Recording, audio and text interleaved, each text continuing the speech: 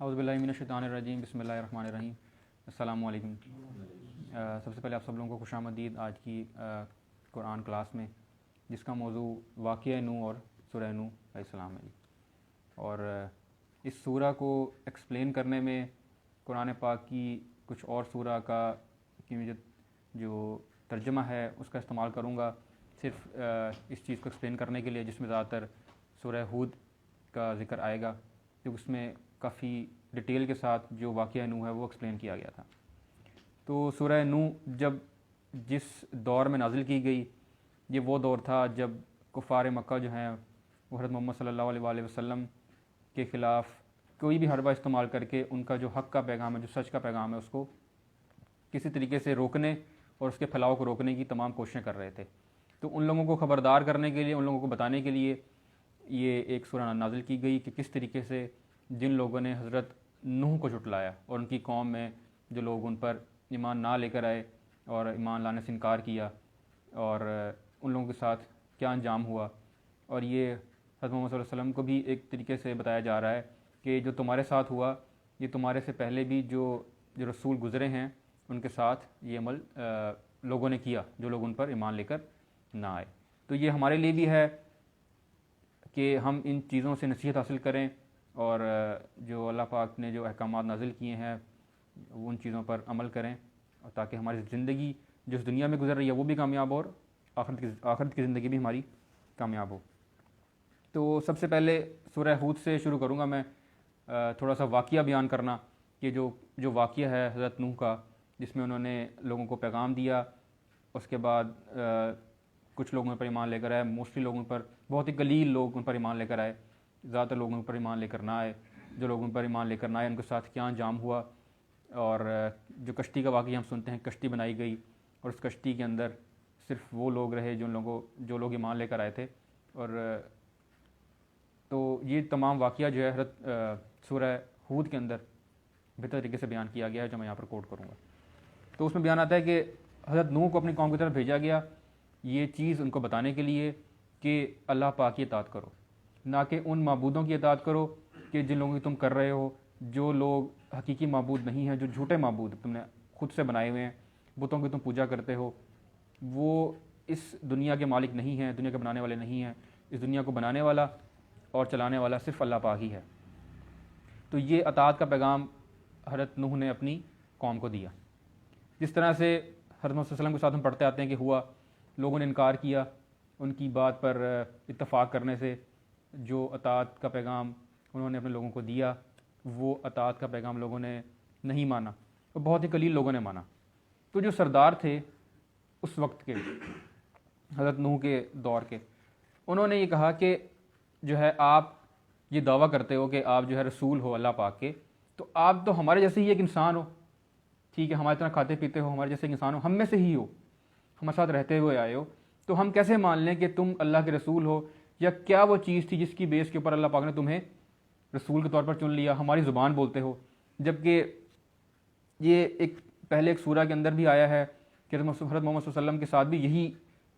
لوگوں نے کہا کہ جب انہوں نے پیغام دینا شروع کیا کہ تم تو ہمارے جیسے ایک انسان ہو، زبان بھی وہی بولتے ہو جو ہم زبان بولتے ہیں، کہ اللہ نے اگر کوئی رسول ہم پر نازل کرنا ہوتا تو کوئی فرشتہ ہوتا یا کوئی وہ اور زبان بولتا ہوتا۔ تو اللہ پاک جب بھی کوئی رسول نازل کرتے ہیں، بھیجتے ہیں لوگوں کی طرف، تو زبان کا انتخاب وہی کیا جاتا ہے جو اس وقت عام طور پر بولی جاتی ہے، تاکہ پیغام کو پہنچانے میں آسانی ہو۔ تو اس بیس کے اوپر اللہ پاک نے حضرت نوح کو ہی چنا تھا۔ تو وہ لیکن لوگ اس بار پر جو ہے نا وہ اتفاق سے نہیں کر رہے تھے کہ جو تم ہو، تم ہمارے سے ایک انسان ہو، تم ایک رسول نہیں ہو سکتے، کیونکہ تم ہماری سی زبان بولتے ہو اور ہم میں سے ہی ایک شخص ہو۔ تو اور تمہارے ساتھ جو تمہارے اطاعت کا تم نے پیغام دیا، اس پر کچھ لوگ ایمان بھی لے کر آئے، بہت ہی قلیل لوگ ایمان لے کر آئے تھے۔ تو جو قلیل لوگ تمہارے ساتھ چل رہے ہیں، جو تمہاری باتوں پر متفق ہیں، اللہ پاک پر ایمان لے کر آئے ہیں، وہ لوگ جو ہیں وہ بہت ہی کمی ہیں، غریب ہیں، ذلیل لوگ ہیں، ٹھیک ہے، اور ہم جو ہیں وہ سردار ہیں، اور ہمارا ان سے کوئی کمپیریزن نہیں ہے۔ تو جو تم پر ایمان لے کر آئے ہیں وہ تو ہیں ہی قلیل، تھوڑے سے لوگ ہیں بھی کمی، غریب۔ تو ہم اس چیز پر تمہاری ان باتوں پر ایمان لے کر نہیں آئیں گے کہ ہمارے لیے کوئی خاص کوئی سسٹم تم نے سیٹ کیا ہو کہ جو ہے نا جس میں یہ شو ہو کہ ہم اس دنیا کے اندر ایک امیر لوگ ہیں، ہمارے لیے کوئی خاص علیحدہ تم نے کوئی پیغام کا سلسلہ تم بناؤ۔ اس کے اور انہوں نے یہ کہا کہ جو پیغام تم دے رہے ہو تو چونکہ تم ہمیں انسان نظر آتے ہو، ہمارے سے بندے ہو، تو تم جھوٹے ہی ہو، تو تمہارا جو پیغام ہے جھوٹا، تم خود سے باتیں گھڑتے ہو اور تم پر کوئی وحی اللہ پاک کی طرف سے نازل نہیں ہوتی، جس ساری باتیں تم اپنے آپ سے گھڑ کر ہمیں سنا رہے ہو، تو تم جھوٹے ہو۔ تو اس کے جواب میں حضرت نوح نے ان کو یہ کہا کہ میرا یہ پیغام دینے سے پہلے بھی میں تم لوگوں کے درمیان ہی رہا کرتا تھا، تم لوگوں نے میرا چال چلن، میرا رویہ، میرا رہنے کا انداز، میرے اخلاق پہلے دیکھا ہوا ہے، تمہیں پتہ ہے کہ میں جھوٹا انسان نہیں ہوں، ٹھیک ہے، سب سے پہلی چیز۔ دوسری چیز، جن لوگوں کے بارے میں تم کہہ رہے ہو کہ یہ کمی ہے یا یہ ذلیل لوگ ہیں جو تمہیں ساتھ چل رہے ہیں، یہ اللہ کے پیارے لوگ ہیں، جو وہ لوگ ہیں جو اللہ پاک پر ایمان لے آئے ہیں، ان کا سلسلہ اللہ پاک کے ساتھ جڑا ہوا ہے، ان کے دلوں میں کیا ہے یہ اللہ پاک بہتر جانتا ہے، تمام دل کے راز اللہ پاک بہتر جانتا ہے ان کے، اور ان کا مقام اللہ کی نظر میں کیا ہے یہ بھی اللہ پاک ہی جانتا ہے۔ اگر میں ان لوگوں کو تمہارے کہنے کے بیس کے اوپر جو ہے نا اپنے آپ سے، اپنے جو قریب میرے جو لوگ جو قریب آ رہے ہیں ذلیل لوگ، جو تم کہتے ہو ذلیل لوگ ہیں، دفع کر دوں گا، تو اللہ پاک تو میں سے دفع نہیں کر سکتا۔ اور یہ لوگ اس دنیا میں تمہیں ذلیل اور کمی نظر آ رہے ہیں، آخرت میں کیونکہ آخرت کی ایک مطلب مرنے کے بعد بھی ایک زندگی ہوگی، وہ انجام ان کا کیا ہوگا وہ اللہ پاک بہتر جانتا ہے، لیکن مجھے لگتا ایسے ہے کہ جو تم لوگ جو یہ کہہ رہے ہو کہ یہ ذلیل ہیں، ایکچولی میں تم جو ہے وہ جہالت میں ہو، تمہیں اس چیز کا علم نہیں ہے کہ اللہ پاک کس کس طریقے سے جانچیں گے آخرت کے اندر، اور ہمارے مرنے کے بعد بھی ایک زندگی ہے جو گزارنی ہے، جس کے زندگی کس طرح کی ہوگی وہ ڈپینڈ کرے گا کہ اس دنیا کے اندر ہم نے کس طرح کے اعمال کیے۔ تو یہ جو تمہیں لوگ کمی نظر آ رہے ہیں، یہ اللہ کی نظر میں بہت ان کی جو رتبہ ہے وہ تمہاری قدر میں بلند ہے۔ تو یہ دونوں باتیں جو باتیں انہوں نے کی تھی، کہ ایک تو یہ کہ تم جھوٹے ہو، اور دوسرا یہ کہ جو لوگ تمہارے ساتھ ہیں یہ کمی ہیں، یہ ذلیل لوگ ہیں، اس کا جواب خوب انداز میں حضرت نوح نے ان کے سامنے پیش کیا۔ تو ایک وقت ایسا آیا کہ جب جو ہے وہ بالکل ہی مطلب لاجواب ہو گئے، جو سردار تھے، جو باتیں انہوں نے کی تھیں حضرت نوح علیہ السلام کو، وہ اس سے تمام باتوں کے جواب جو حضرت نوح نے دے دیے، تو وہ اس چیز سے لاجواب ہو گئے، اور انہوں نے پھر آخر میں مطلب وہ اس چیز پر آگے کہ انہوں نے حضرت نوح کو یہ کہا کہ تم ہمارے ساتھ بہت جھگڑ لیے،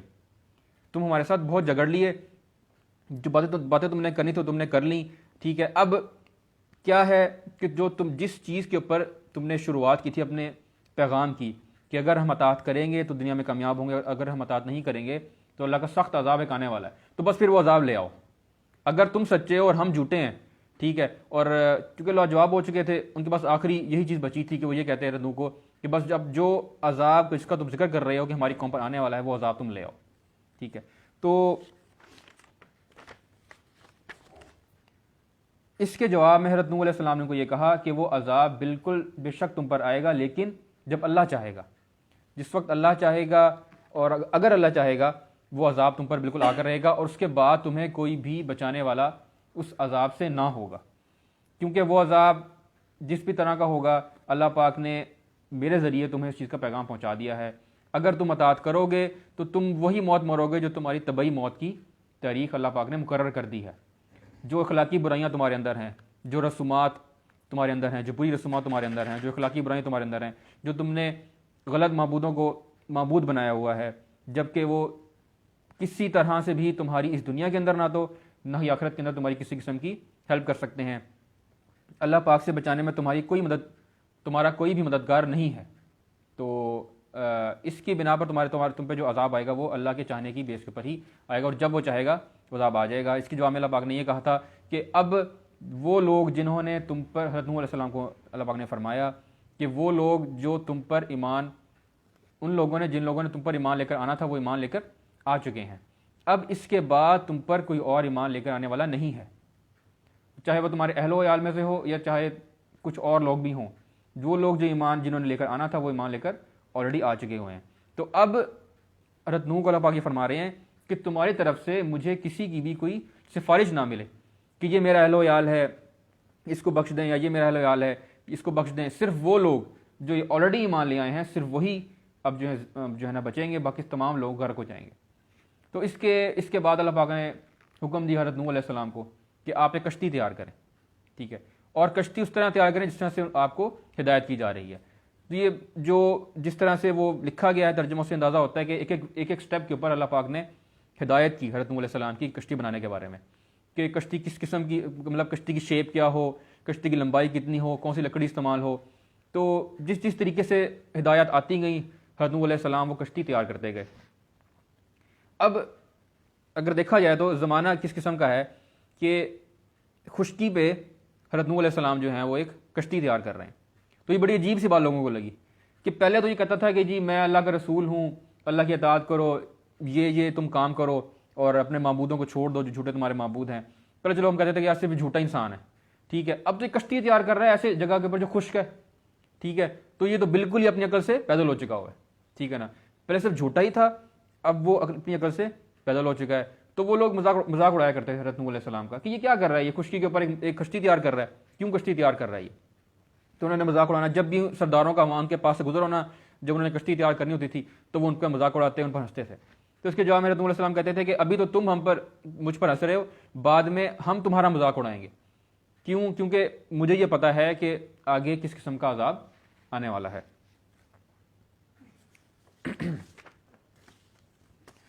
اس کے بعد ایسا ہوا کہ جیسے جو علاقہ جس کے اوپر حضرت نوح علیہ السلام کو بھیجا گیا, جس قوم کے اوپر, وہ علاقہ اس طرح سے تھا کہ میڈیٹرینین سی, اس کی ایک ساحلی پٹی تھی جو لگتی تھی شام اور فلسطین کے ساتھ. جس طرح سے کراچی ہے نا, کہ کراچی کے بارے میں کہتے ہیں کہ جو سطح سمندر ہے, جو پانی کی سطح ہے, وہ بہت سے علاقے ہیں کراچی کے جو اس سے وہ اونچی ہے. لیکن چونکہ ساحلی پٹی جو ہے وہ ایک بند کی طرح, چونکہ اس کی اونچائی زیادہ ہے تو وہ اس پانی کو روکے ہوئی ہے, ٹھیک ہے. تو اگر کسی وجہ سے اس بند کے جو ایک جو بند بنا ہوا ہے ساحلی پٹی کا,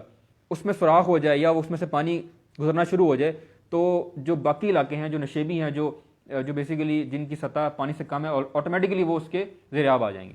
تو اسی طریقے سے کہتے ہیں کہ جو دریا تھا اس کی ساحلی پٹی لگتی تھی,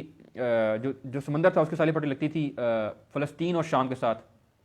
اس کے بعد جو علاقہ تھا وہ بیسیکلی کیا تھا, مطلب پانی کی سطح سے وہ کیا نیچے تھا, لیکن جو ساحلی پٹی تھی یہ اونچی تھی, جو کہ پانی کو, جو سمندر کو روکے ہوئی تھی, اس پانی کو کراس نہیں کرنے دے رہی تھی. تو کیا ہوا, اللہ پاک کا حکم ہوا اور اس میں کہا جاتا ہے کہ اس میں سوراخ ہوا, آہستہ آہستہ پانی گزرنا شروع ہوا. جیسے کہ کوئی بھی بند ہو, اگر اس میں ہلکا سا سوراخ بھی ہو جائے تو آہستہ آہستہ پانی اپنا رستہ بنا لیتا ہے, اس کو توڑ کر پانی جو ہے آگے نکل جاتا ہے, ٹھیک ہے. اسی طریقے سے کہا جاتا ہے کہ ایسے ہی کچھ اس بات کا جو کمپلیٹ علم ہے وہ اللہ پاک کے مطلب اللہ پاک کو ہی ہے, لیکن یہ جو پاسبلٹیز ہیں کہ اس طریقے سے ہوا ہوگا, وہ یہ کہہ سکتے ہیں کہ اس پٹی سے جو کہ اونچی تھی جس نے پانی کو روکا ہوا تھا, وہاں سے پانی داخل ہونا شروع ہوا, ٹھیک ہے. اور وہاں سے پانی داخل ہوا اور اس کے پیچھے سے پھر سمندر بھی آ گیا. تو یہ جو عظیم سیلاب, یہ جو سیلاب کا یہ جو عذاب آنے سے پہلے حضرت نوح علیہ السلام کو یہ حکم ہوا اللہ پاک کی طرف سے کہ وہ اہل و عیال تمہارے, یا وہ لوگ, سب سے پہلے تو اہل و عیال کا ذکر ہوا کہ وہ اہل و عیال جو تم پر ایمان لے آئے ہیں, بلکہ اپنے تمام اہل و عیال جو ہیں ان کو کشتی میں سوار کرو, سوائے ان اہل و عیال کے کہ جن کا حکم پہلے آ چکا ہوا ہے. کہ مطلب وہ اہل و عیال جن کو تم نے اپنے ساتھ لے کر نہیں جانا, جن کے بارے میں کوئی سخت جو حکم ہے پہلے آ چکا ہوا ہے, ٹھیک ہے. اس کے علاوہ بھی جو لوگ ایمان لے کے آ چکے ہیں ان کو بھی تم اپنے ساتھ لے آؤ. اور حکم یہ ہوا کہ تمام جاندار ان کا ایک ایک جوڑا اپنے ساتھ کشتی میں سوار کر لو, تاکہ ان کی جو نسل ہے وہ آگے جو مطلب وہ چل سکے. تو اللہ پاک تو ہر چیز پر قادر ہے, لیکن اللہ پاک نے ہر چیز کا کوئی نہ کوئی ذریعہ بنایا ہوتا ہے. تو چونکہ اللہ پاک نے اس قوم کو سفر ہستی سے ختم کرنا تھا, تو وہاں پہ جو جاندار تھے ان کو ایک ایک جوڑا رکھ لیا کشتی کے اندر, تاکہ بعد میں سروائیول پاسبل ہو سکے. کیونکہ آگے حضرت نوح علیہ السلام کے ہی بیٹوں سے جو ان کے ساتھ تھے, جو ایمان لے آئے تھے, جو کشتی میں سوار ہو گئے تھے, انہی سے آگے نسلیں نکلی ہیں, جن میں حضرت ابراہیم بھی ان کی نسل میں آتے ہیں. تو وہ پانی آیا اور جو ہے وہ تمام مڈل ایسٹ پر ایک سیلاب کی طرح, ایک دریا کی طرح چھا گیا. اور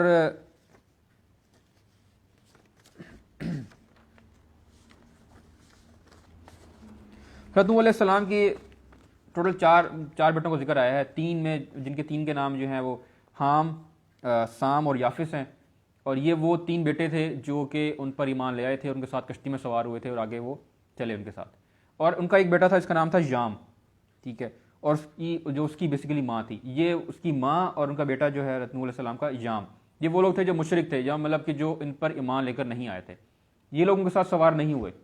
کشتی پر سوار نہیں ہوئے. اس کے علاوہ جن کے 3 بیٹے جن کا میں نے ذکر کیا، حام، سام اور یافس، یہ ان سے سوار ہوئے اور یہ آگے زندہ رہے۔ ان میں سے اس لیے میں آتا ہے کہ جو سام جو بیٹے ہیں حضرت ابراہیم کے، اسی میں سے حضرت ابراہیم بھی تھے،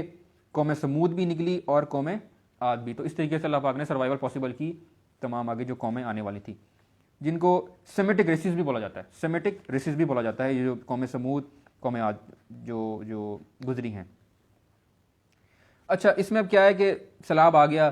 تو اپنے اہل و عیال کو، ظاہر سی بات ہے اب جو یام تھا جو کہ ایمان لے کر نہیں آیا تھا، وہ تھا تو بیٹا حضرت نوح علیہ السلام کا، تو جن کا جو باپ کا پیار تھا وہ تو تھا۔ تو جب کشتی پر تمام اہل و عیال کے سوار ہو گئے، وہ جو تمام جاندار سوار ہو گئے کہ جو اللہ پاک نے حکم کیا تھا کہ ایک جوڑا اپنے ساتھ رکھ لیں، تو انہوں نے ایک کوشش کی، پانی آ گیا، انہوں نے یہ کوشش کی اپنے بیٹے یام کو ساتھ سوار کرنے کی، کہ یام کو انہوں نے پکارا، ان کو کہا کہ تم بھی آ کر ہمیں مطلب اس کشتی پر شریک ہو جاؤ، ہمارے ساتھ، اس کشتی پر ہمارے ساتھ آ جاؤ تاکہ ہم یہاں سے، تاکہ ہم زندہ بچ سکیں اس تمام عذاب سے۔ اب وہ اس وقت جو ہے کسی چوٹی کے اوپر چڑھ رہا تھا، وہ جام جو تھا، اب اس کو اپنے آپ پر غرور تھا، اس نے کہا نہیں میں ایک چوٹی کے اوپر چڑھ رہا ہوں۔ تو اس وقت وہ چوٹی جو تھی وہ پانی کی سطح سے کافی اونچی تھی، یا مطلب اونچی تھی پانی کی سطح سے وہ، ٹھیک، تو اس وقت وہ ڈوبا ہوا نہیں تھا، تو وہ پانی کی سطح سے اونچی تھی، چوٹی کے اوپر چڑھ رہا تھا۔ اس نے یہ کہا کہ نہیں جی میں اس چوٹی کے اوپر چڑھا ہوا ہوں اور یہ مجھے پانی سے بچا لے گی اور میں زندہ بچ جاؤں گا۔ تو اس کے جواب میں حضرت نوح نے اس کو یہ کہا کہ بھئی آج کے دن تمہیں اللہ کے اس عذاب سے کوئی نہیں بچا سکتا سوائے اللہ پاک خود رحمت کرے۔ اگر اللہ پاک نے خود رحمت نہ کی تو آج تمہیں اس عذاب سے کوئی بھی بچانے والا نہیں ہوگا۔ اور ایسے ہی ہوا کہ اسی گفتگو کے دوران حضرت نوح کی اور یام کی جو گفتگو چل رہی تھی، اس کے دوران ہی ایک موج آئی اور جو ان کا بیٹا یام تھا پانی میں غرق ہو گئے۔ اس کے بعد اللہ پاک نے حکم دیا زمین کو بھی کہ اپنے پانی کو پی لے اور چوس لے اپنے پانی کو، جو پانی زمین سے آیا تھا، اور جو آسمانوں سے۔ اچھا، ایک اور چیز کہ جو پانی کا جو عذاب آیا وہ صرف سیلاب کی صورت میں یا دریا سے پانی نہیں آیا تھا، بارشوں کی صورت میں بھی آیا تھا، بارشیں بھی بہت ہوئی تھیں۔ تو کلیکٹیولی پانی جو سمندروں سے آیا وہ بھی، اور جو بارش کا پانی تھا وہ کلیکٹیو ملا کے اس قابل ہوا کہ جو ایک عذاب کی صورت میں اس قوم پر آ گیا اور ان کو صفحہ ہستی سے مٹا دیا، سوائے چند لوگوں کے جو لوگ ایمان لے آئے تھے۔ تو جب غرق ہو گیا یام، اس کے بعد اللہ پاک نے حکم دیا زمین کو بھی کہ اپنا پانی کو پی لے، اور آسمان کو بھی کہ جو پانی تم نے برسانا تھا وہ بند کر دے۔ اور یہ اس میں کتنا وقت لگا پانی کو ختم ہونے میں اس کا کوئی اندازہ نہیں ہے، اور جو تمام جو حقائق آپ کے سامنے میں نے جو چیزیں آپ کے سامنے پیش کی، اس چیز کا بہتر علم اللہ پاک کے پاس ہی ہے، لیکن جو وہ پاسبلٹیز ہیں جو کہ ہو سکتی ہیں، جو کچھ تاریخوں میں بھی آتا ہے، انگریزوں کی تاریخ میں بھی یہ چیزیں کچھ آتی ہیں جس میں انہوں نے علاقہ مختص کیا ہوا ہے، کیونکہ جو مڈل ایسٹ کا جو علاقہ ہے اس میں ایسے آثار ملے ہیں جن میں وہ یہ کہتے ہیں کہ یہاں پر کوئی ایک بڑے پیمانے پر سیلاب آیا ہوگا۔ تو اس طریقے سے کافی عرصے تک ان کی کشتی جو ہے وہ تیرتی رہی پانی کے اندر، اور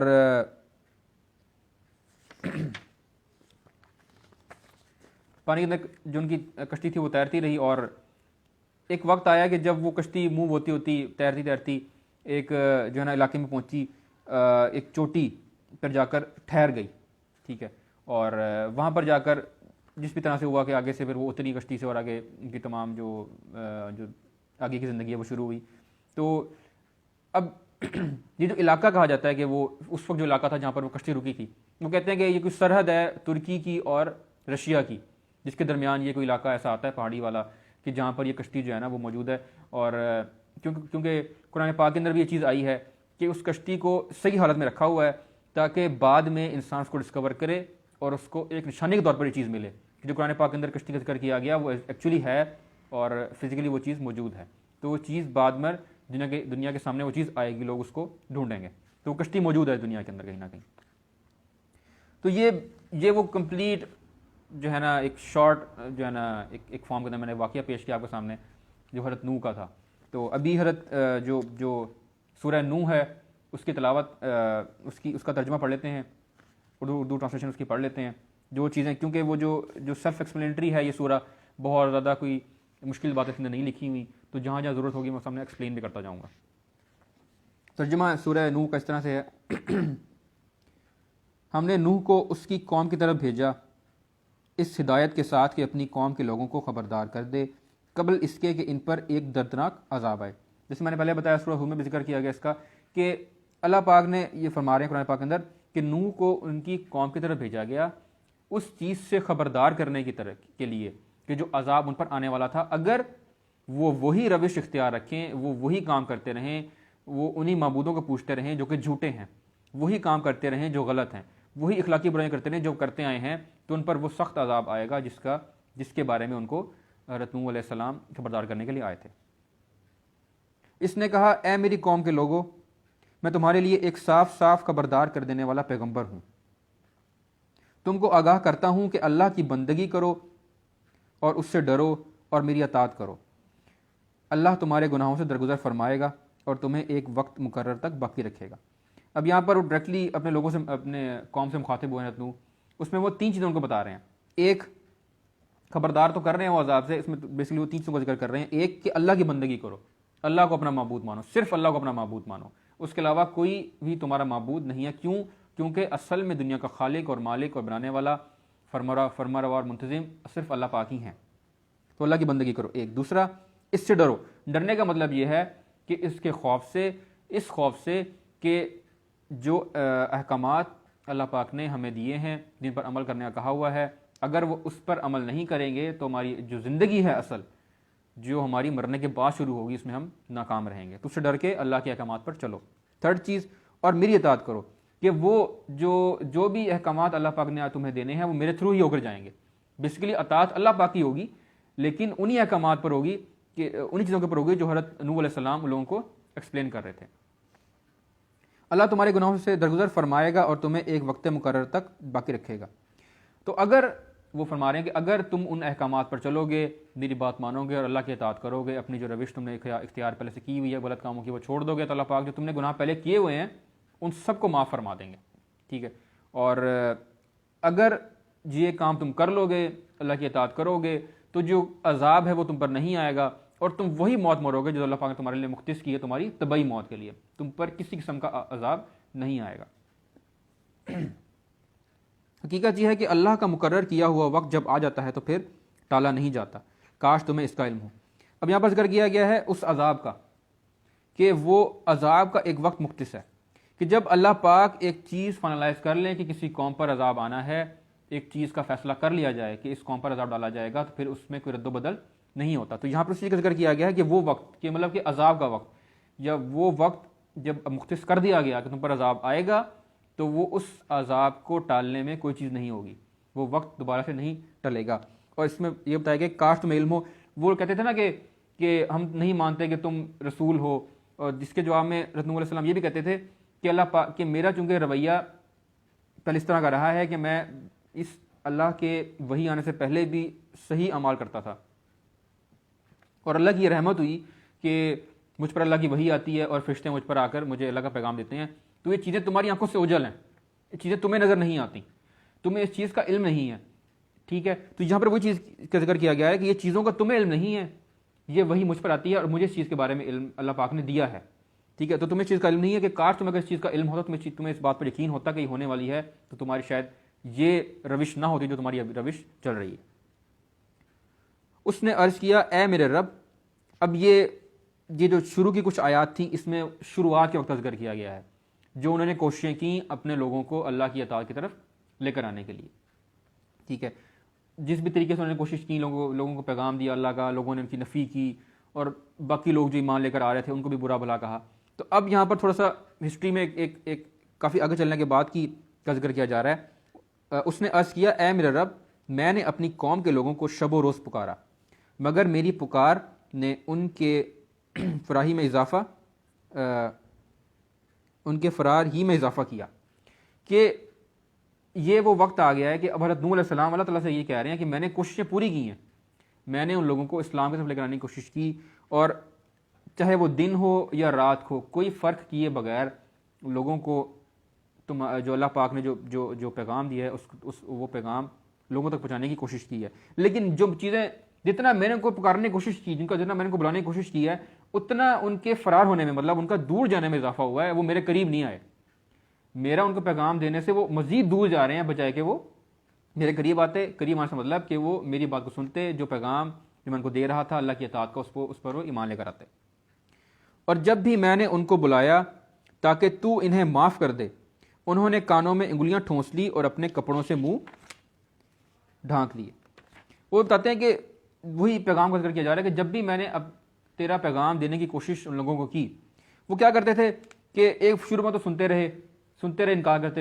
کرتے۔ ایک وقت ایسا آیا کہ جب وہ بالکل ہی اکتا آگے وہ کیا کرتے تھے، کوشش کرتے تھے کہ کسی طریقے سے حضرت نوح میں نظر نہ آئے، یا کسی جگہ پر ہمارا واسطہ ان سے پڑ بھی جائے تو بس کسی طریقے سے نکل لیں سائڈ پہ، کہ دیکھ نہ لیں حضرت نوح علیہ السلام، کہ ہمیں دیکھ لیں گے تو بلائیں گے، پھر ہمیں پیغام دیں گے۔ بالکل اکتا چکے تھے اس چیز سے۔ تو مطلب کہنے کا یہ تھا کہ انہوں نے کانوں میں اپنی انگلیاں ٹھونس لی تھی، اور جہاں دیکھتے تھے کہ بھی حضرت نوح علیہ السلام آ رہے ہیں، اپنے منہ پہ کپڑا کر لیتے تھے کہ یار یہ پہچان نہ لیں حضرت نوح میں، کہ یار یہ وہ بندہ جا رہا ہے، فلاں بندہ جا رہا ہے، اس کو بلا کے مجھے آواز دے کے مجھے پیغام دینا شروع کر دیں۔ یہ وقت اس قوم پر آ چکا تھا، اور اپنی روش پر اڑ گئے اور بڑا تکبر کیا۔ اپنی روش پر اڑ گئے مطلب جو کام پہلے سے کرتے آ رہے تھے، پہلے تو کرتے تھے، ان کے پاس اللہ پاک نے پیغام نہیں دیا ہوا تھا، اب جب پیغام آ گیا تھا تو وہ اتنا سخت ہو چکے تھے کہ وہ پہلے سے زیادہ جن کاموں پر وہ پہلے جن بد اخلاقیوں میں مصروف تھے وہ اسی میں مصروف رہے، ان پر کسی چیز کا کوئی بھی اثر، میرے کسی بھی احکام کا کوئی بھی اثر ان پر نہ ہوا۔ اور بڑا تکبر کیا۔ تکبر اس بات پر کیا کہ طاقت کے اوپر، پیسے کے اوپر، مال دولت کے اوپر تکبر کرتے تھے کہ جی ہم دنیا میں ہمارے پاس مال دولت ہے، ہمارے پاس جو ہے نا عیش و عشرت ہے، تو ہمیں جو ہے نا یہ کیا کہتا ہے کہ ہمیں بعد میں اٹھایا جائے گا، یہ تو پاسبل ہی نہیں ہے یہ چیز، تو ان کی یہ چیز عقل میں نہیں بیٹھتی تھی، تو اسی پر انہوں نے تکبر کیا۔ پھر میں نے ان کو ہانکے پکارے دعوت دی، پھر میں نے اعلانیہ بھی ان کو تبلیغ کی اور چپکے چپکے بھی سمجھایا۔ میں نے کہا اپنے رب سے معافی مانگو، بے شک وہ بڑا معاف کرنے والا ہے۔ اب یہاں پر ذکر کیا جا رہا ہے کہ جس بھی طریقے سے پاسبل ہوا حضرت نوح علیہ السلام نے لوگوں کو دعوت دی، چاہے وہ کھلے عام دی ہو، چاہے وہ کسی کے پاس باری باری جا کر دی ہو، چھپ چھپ کر دی ہو، کھلے عام دی، ہر طرح سے دعوت دینے کا جو طریقہ ہے وہ حضرت نوح علیہ السلام نے اپنایا، لیکن لوگوں نے ان کی بات پر کسی بھی قسم کا اقرار نہیں کیا۔ صرف قلیل لوگ، بہت ہی تھوڑے سے لوگوں نے ان کی بات پر اقرار کیا اور وہ ایمان لے کر آئے۔ اور یہاں پر انہوں نے یہ بھی بتایا کہ جو گناہ تم کر چکے ہو اس سے تم معافی مانگو تو اللہ پاک تمہیں معاف فرما دیں گے، تمہارے وہ گناہ معاف کر دیں گے جو تمہارے میرا اس پیغام دینے سے پہلے تم کرتے رہے ہو۔ لیکن تمہاری جو آگے کی زندگی ہوگی تمہیں ان چیزوں پر چلنا پڑے گا جو اللہ پاک نے، جو احکامات اللہ پاک ہیں ان احکامات پر عمل کر کے ہی چلنا پڑے گا، لیکن جو پہلے تم گناہ کر چکے ہیں اللہ پاک اس کو معاف فرما دیں گے۔ وہ تم پر آسمان سے خوب بارشیں برسائے گا، تمہیں مال اور اولاد سے نوازے گا، تمہارے لیے باغ پیدا کرے گا اور تمہارے لیے نہریں جاری کر دے گا۔ یہ تمام ان لوگوں کے لیے ذکر کیا جا رہا ہے کہ جو لوگ ایمان لے کر آئیں گے، کہ ان کو ہر طرح سے دنیا میں بھی نوازے گا اور آخرت میں بھی ان کا انجام اچھا ہوگا۔ تو یہ کیا ہوتا ہے کہ جو لوگ اللہ کے احکامات پر چلتے ہیں وہ صرف آخرت میں ہی کامیاب نہیں ہوتے، جو لوگ اللہ کے احکامات پر چلتے ہیں وہ صرف آخرت میں کامیاب نہیں ہوں گے، وہ اس دنیا میں بھی کامیاب ہوں گے۔ اور جو لوگ اللہ کے احکامات پر نہیں چلتے وہ نہ کہ صرف آخرت میں ان کا انجام برا ہوگا، اس دنیا میں بھی ان کا انجام برا ہوگا۔ اس چیز کی طرف اشارہ کیا گیا ہے۔ تمہیں کیا ہو گیا ہے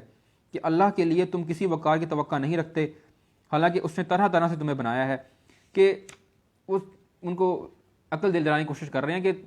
کہ اللہ پاک نے تمہیں طرح طرح سے بنایا، کہ کس طریقے سے، اگر تم اپنی پیدائش کا عمل دیکھو، تم پہلے کیا تھے، کس طریقے سے نطفے سے تمہیں بنایا گیا، ایک خون کے لوتھڑے سے تمہیں بنایا گیا، ٹھیک ہے، اور تم پہلے کس شکل میں تھے، تم بچے کے ہاتھ میں پیدا ہوئے اور تمہیں کسی چیز کی طاقت نہ تھی، تمہیں والدین دیے جنہوں نے تمہاری پرورش کی، ایسا تمہیں بڑا کیا، چلنا پھرنا سکھایا، بات کرنا سکھایا، دیکھنے کی سمجھ دی، ٹھیک ہے، اور پھر تم بڑے ہوئے، تمہیں عقل دی اللہ پاک نے، ہر ایک چیز دیکھنے کی جو تمہارے ارد گرد ہو رہی ہیں۔ اس کے باوجود جو ہے تم اس بات پر اقرار نہیں کرتے کہ اللہ پاک ہی دنیا کا خالق ہے، اس کے احکامات پر چلنا چاہیے۔ اگر وہ چاہتا تو تمہاری ماں کی کوکھ کے اندر تمہیں کسی کو اندھا پیدا کر دیتا، ٹھیک ہے، کسی کے ہاتھ نہیں، کسی کا پاؤں نہیں، لیکن اللہ پاک نے تمہیں صحت دی، تمہیں نوجوان بنایا، تمہیں پرورش دیتے دیتے تمہیں ایک ایسے مقام پر لے کر آیا جب تم نوجوان ہو، تمہیں طاقت ہے، اس چیز کو تمہیں طاقت بھی ہے اور تمہیں سمجھ بھی ہے اس چیز کو سمجھنے کی جو پیغام میں تمہیں دے رہا ہوں۔ کیا دیکھتے نہیں ہو کہ اللہ نے کس طرح 7 آسمان طے بر طے بنائے اور ان میں چاند کو نور اور سورج کو چراغ بنایا۔ یہ پہلے بھی کئی جگہوں پر ذکر ہوا ہے کہ اللہ پاک نے 7 آسمان بنائے طے بر طے اور بہترین انداز میں بنائے۔ ہم کسی قسم کی مفہوم ایک آیت کا یہ ہے کہ اللہ پاک نے 7 آسمان بنائے اور انسان اگر نگاہ اپنی دوڑائے تو کسی قسم کی بے ربطگی نہیں پائے گا، ٹھیک ہے، اور اس کی جو نگاہ ہے وہ نامراد پلٹ آئے گی۔ تو اللہ پاک نے بہترین انداز میں اس کائنات کی تخلیق کی ہے، انسان کو بھی بنایا، اس کائنات کو بنایا جس میں 7 آسمان ہیں، اور اس میں چاند کو نور اور سورج کو چراغ بنایا۔ سورج ہی روشنی دیتا ہے ہمیں رات کے وقت، جس ہم رات بولتے ہیں، روشنی سورج کی ہمارے پاس نہیں آتی تو ہم اس کو رات بولتے ہیں۔ دن اور رات کا فرق کرنے والی چیز جو ہے وہ سورج ہے، اس کا بنانے والا کون ہے؟ وہ بھی اللہ پاک ہے. جو رات کو ہمیں چاند روشنی فراہم کرتا ہے، اس کو بنانے والا کون ہے؟ یہ بھی اللہ پاک ہے. یہاں پر اللہ پاک یہ بتا رہے ہیں کہ اس کائنات کو میں نے بنایا، چاند سورج کو میں نے بنایا، تو تم ایمان لے کر کیوں نہیں آتے جبکہ تمہیں اس چیز کی عقل ہے کہ یہ چیزیں خود بخود نہیں بن گئی، ان کا کوئی نہ کوئی بنانے والا ہے. جس طریقے سے چل رہی ہیں ہر چیز ایک سسٹمیٹک طریقے سے چل رہی ہے، کسی چیز میں بے ترتیبی نہیں ہے. اللہ پاک نے ہر چیز کا ایک نظام بنایا ہوا ہے، اس نظام کے اوپر ہر ایک چیز چل رہی ہے. تو اس نظام کو کنٹرول کرنے والا کوئی نہ کوئی ذات ہے. یہ بلا وجہ ہی ایک اسپیسیفائڈ سسٹم کو فالو کرنے والی چیزیں نہیں ہیں. یہ کوئی نہ کوئی چیز، کوئی نہ کوئی ذات ایسی ہے جو کہ ان کو چلانے والی ہے، ان کو اپنے ہی سسٹم کے اندر رکھنے والی ہے. اور اللہ نے تم کو زمین سے عجیب طرح اگایا، پھر وہ تمہیں اسی زمین میں واپس لے جائے گا اور اس سے یکا یک تم کو نکال کھڑا کرے گا. کہ جیسے ذکر کیا گیا ہے کہ زندگی اصل کیا ہوگی جو مرنے کے بعد شروع ہوگی. انسان مر جاتا ہے، اس کے بعد اس کو دفنا دیا جاتا ہے، زمین میں چلا جاتا ہے، اور آخرت میں اس کو دوبارہ اٹھایا جائے گا. اسی چیز کی طرف اشارہ کیا جا رہا ہے کہ زندگی جو اصل ہے وہ آخرت کی ہے. آخرت میں کامیابی وہی ہوگی، اسی چیز کی بیس کے اوپر ہوگی اگر اس دنیا کے اندر رہتے ہوئے جو کہ فانی جو ہے، جو کہ فانی آپ کی زندگی ہے، اس میں تم نے جس طرح کے احکامات، جس طرح کے تم نے کام کیے ہوں گے، جو تمہارے اعمال ہوں گے، اس کی بیس کے اوپر تم آخرت میں کامیاب ہو سکو گے. اور یکا یک تم کو نکال کھڑا کرے گا کہ آخرت میں حساب کے لیے تمہیں دوبارہ اٹھایا جائے گا. تمہارا حساب ہوگا اس زندگی کا جو تم نے دنیا میں گزاری. اور اللہ نے زمین کو تمہارے لیے فرش کی طرح بچھا دیا تاکہ تم اس کے اندر کھلے راستوں میں چلو. کہ اللہ پاک نے ایک فرش میں ہم جاتے ہیں، سفر کرتے ہیں، ہر طرح کے مقام دیکھتے ہیں، خوبصورت مقامات پہ جاتے ہیں. یہ زمین اللہ پاک نے بنائی. زیادہ تر لوگ گرمیوں کے اندر ٹھنڈے مقامات پر جاتے ہیں صرف اس لیے کہ نہیں کہ وہ چیزیں جگہ ٹھنڈی ہیں، گھومنے پھرنے کے لیے، سیر و تفریح کے لیے. ہم اس زمین کے اوپر چلتے ہیں، کسی بھی طریقے سے چلیں، چاہے وہ گاڑی میں سفر کریں، چاہے وہ جہاز پہ سفر کریں، چاہے وہ پیدل سفر کریں. یہ زمین کو بنانے والا بھی اللہ پاک کی ذات ہے. نوح علیہ السلام نے کہا میرے رب، انہوں نے میری بات رد کر دی اور ان رئیسوں کی پیروی کی جو مال اور اولاد پا کر اور زیادہ نامراد ہو گئے. یہ ان لوگوں کا ذکر کیا جا رہا ہے. نوح علیہ السلام اللہ پاک سے کلام کر رہے ہیں کہ میں نے تو پوری کوشش کی ان کو آپ کے پیغام کی طرف لے کر آنے کی، لیکن انہوں نے میری بات رد کر دی. اور انہوں نے ان لوگوں کی طرف زیادہ فوکس کیا جن کو دنیا میں آتا تھا نظر کہ یہ کسی انسان کے پاس مال ہے، جس سردار کو تو نے مال و دولت دی، تو اس شخص کو دیکھ کر یہ لوگ امپریس ہو گئے اور اس سے موٹیویٹ ہو گئے، نہ کہ میری باتوں سے موٹیویٹ ہوتے. مطلب کہ وہ مال سے، دولت سے اور اولاد سے زیادہ امپریس ہوئے بجائے کہ میری باتوں سے. حالانکہ مزے کی بات کیا ہے کہ ان سرداروں کو مال اور دولت دینے والا بھی اللہ پاک کی ذات ہی ہے. یہ ان کی آزمائش تھی کہ اللہ پاک نے لوگوں کو مال و دولت دی، پھر دیکھا کہ کیا یہ میرے احکامات پر عمل کرتے بھی ہیں یا نہیں کرتے. ان لوگوں نے بڑا بھاری مکر کا جال پھیلا رکھا ہے. وہ لوگ جو رئیس ہیں وہ لوگوں کو مال و دولت ان لوگوں کو دے کر، جو چاہتے بھی ہیں کہ اللہ پاک کی طرف، جو تنگ دستی میں ہیں، ان کو مال و دولت دے کر، پیسے دے کر ان کو کسی طریقے سے اپنی طرف لے آئے بجائے کہ وہ اللہ کے احکامات کی طرف چلتے. تو ان لوگوں کو ذکر کیا جا رہا ہے کہ ان لوگوں نے ایک جال پھیلایا ہوا ہے، جو امیر لوگ ہیں، جو سردار ہیں، کہ کسی طریقے سے میری بات پر لوگ جو ہیں وہ ایمان نہ لے کر آئیں. انہوں نے کہا ہرگز نہ چھوڑو اپنے معبودوں کو. یہ وہ لوگ ہیں جو سردار ہیں، جو امیر لوگ ہیں، وہ عام لوگوں کو کہہ رہے ہیں. انہوں نے کہا ہرگز نہ چھوڑو اپنے معبودوں کو، اور نہ چھوڑو ودا اور سوا کو، نہ یاغوس کو اور یروق کو اور نصر کو. یہ ان کے معبود تھے جن کو وہ پوجتے تھے. تو یہ وہ معبود تھے جن کو پوجنے سے منع کرنے کے لیے حضرت نوح علیہ السلام نے پیغام دیا تھا. تو جو جال کا ذکر کیا گیا، یہ سرداروں نے جال پھیلایا ہوا تھا کہ لوگوں کو وہ منع کر رہے تھے کہ نہیں، حضرت نوح علیہ السلام جو تمہیں باتیں کر رہے ہیں، جس اللہ کو پوجنے کا کہہ رہے ہیں اس کو نہیں پوجنا. یہ جو ہمارے معبود پہلے سے چلے آ رہے ہیں، جن کو ہمارے باپ دادا نے پوجا، ان کا ذکر میں نے سامنے آپ کے جو 5 کا ذکر کیا، ان کو ہی پوجنا ہے، نہ کہ حضرت نوح علیہ السلام کی باتوں کے اوپر ایمان لے کر آنا ہے. انہوں نے وہ لوگوں کو گمراہ کیا اور تو بھی ان ظالموں کو گمراہی کے سوا کسی چیز میں ترقی نہ دے. کہ ان لوگوں نے، جو امیر لوگ تھے، انہوں نے لوگوں کو گمراہ بھی کیا ہے، اور اللہ پاک جو ہے ان ظالموں کو جنہوں نے ظلم کیا لوگوں کے اوپر، ان کو گمراہی کے سوا کسی چیز میں ترقی نہ دے. کہ ان کو جس چیز کی طرف وہ چل رہے ہیں ان کو اسی چیز کی طرف مزید ان کو ترقی ملتی جائے گی، لیکن کس چیز کے اندر؟ گمراہی کے اندر. جس چیز پر انسان فوکس کرتا ہے، چاہے وہ اچھے کام کی طرف ہو چاہے برے کام کی طرف ہو، جس چیز میں دل سے لگ جاتا ہے اللہ پاک اس کو اسی کام کے اندر ترقی دیتے ہیں. جو گمراہی کی طرف لگیں گے اللہ پاک کو گمراہی کے اندر طرف ہی ترقی دیتا چلا جائے گا. اپنی خطاؤں کی بنا پر وہ غرق کیے گئے اور آگ میں جھونک دیے گئے. اب غرق سے مطلب یہ وہ ذکر ہے جو سیلاب کا ذکر ہے، کہ سیلاب آیا جس میں وہ تمام لوگ جو تھے وہ غرق ہو گئے. اور یہ وہ حال تھا جو ان کا دنیا کے اندر ہوا. آگے جو ہے اور آگ میں جھونک دیے گئے. یہ وہ حال ہے جو ان کا آخرت میں ہوگا. دنیا کے اندر ان کو پانی کے اندر غرق کر دیا گیا اور آخرت کے اندر ان کو آگ کے عذاب میں پھینکا جائے گا. پھر انہوں نے اپنے لیے اللہ سے بچانے والا کوئی مددگار نہ پایا. اب ذکر کر رہے ہیں کہ بھی وہ لوگ جنہوں نے اللہ کے سوا اور معبود بنائے ہوئے تھے، جن کا پہلے ذکر کیا گیا کہ وہ دنیا کے اندر ہی تھے، صرف وہ معبود ان کو کسی قسم کی کوئی بھی مدد فراہم آخرت کے اندر نہیں کر سکتے اللہ کے اگینسٹ، کیونکہ اللہ پاک ہی مالک ہے. تو اس جگہ پر جب وہ غرق ہوئے اس میں اللہ پاک کے سوا انہوں نے کسی کو اپنا معبود نہ پایا. جن کو معبود سمجھتے تھے انہوں نے ان کی کوئی بھی ہیلپ نہ کی. اور نوح نے کہا میرے رب ان کافروں میں سے کوئی زمین پر بسنے والا نہ چھوڑ، اگر تو نے ان کو چھوڑ دیا تو یہ تیرے بندوں کو گمراہ کریں گے، اور ان کی نسل سے جو بھی پیدا ہوگا بدکار اور سخت کافر ہی ہوگا. یہاں پر لوگوں کو ذکر کیا جا رہا ہے کہ جن لوگوں نے جو لوگ ایمان لے کر نہیں آئے، ظاہر سی بات اگر وہ رہ گئے دنیا کے اندر تو وہ جو کام پہلے کرتے آئے ہیں وہی کام کریں گے.